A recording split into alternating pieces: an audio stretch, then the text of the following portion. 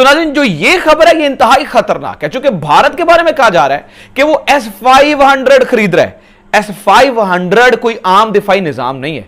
S-500 एक बहुत ही शानदार निजाम है। जो दावा भारत कर रहा है उसके बाद क्या पाकिस्तान वाकई ही उस मुकाबले में रह सकेगा?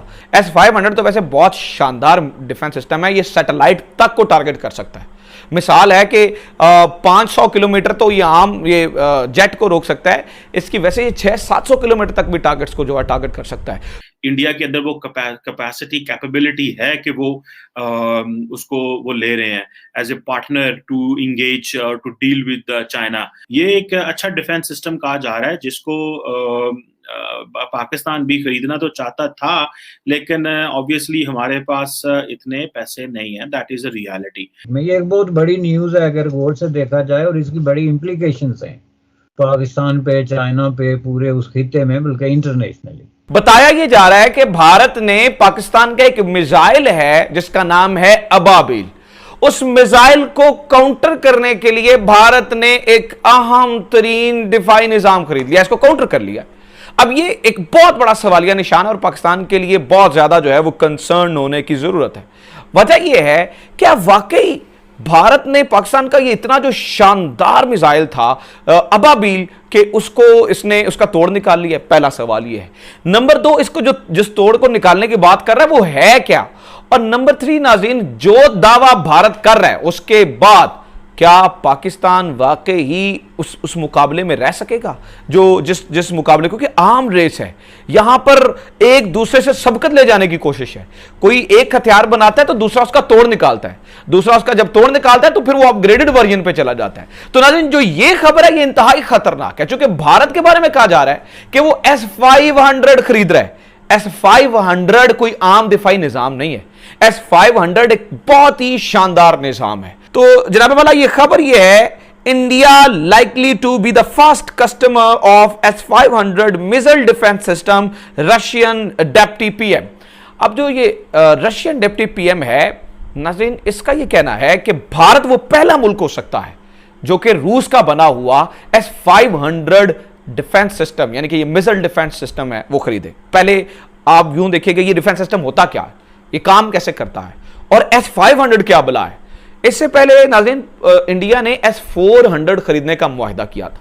S-400 डिफेंस सिस्टम से मुराद यह है कि 400 किलोमीटर तक अगर कोई जहाज, अगर कोई मिसाइल अगर भारतीय सरहद के करीब ही भटकता है तो यह मिसाइल सिस्टम उसको तबाह कर सकता है। मिसाल है, एक मिसाइल पाकिस्तान जो है वो फायर करता है भारत की तरफ, मिसाल दे रहा हूं आपको, तो भारत का यह दिफाई सिस्टम इस कदर शानदार होगा अगर यह S-400 आ जाए। वैसे ये रूस का बना हुआ ये दिफाई निजाम है, दुनिया का सबसे जबरदस्त दिफाई निजाम है। उसके बाद आयरन डोम इसराइल का आता है और तीसरे नंबर पर पैट्रियट डिफेंस सिस्टम है जो कि अमेरिका का बना हुआ है। सो अगर ये S-400 आ जाता है, मिसाल है यहां से अगर पाकिस्तानी जेट जाता है तो S-400 की बैटरी से निकला हुआ मिसाइल फौरी तौर पर इसे मार गिराएगा, और इसे मार गिराना बड़ा आसान होगा और इसे डॉज करना बड़ा मुश्किल है।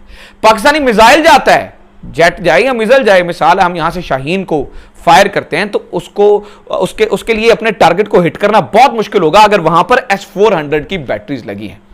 अब सवाल यह है कि फिर यह काम कैसे करता है? मिसाल है यहां से मिसाइल जाएगा तो यहां से नीचे से अपना एक मिसाइल छोड़ता है जो कि उसके टारगेट को जाके लगता है और इसको हिट कर लेता है। तो अब इन्होंने किया क्या?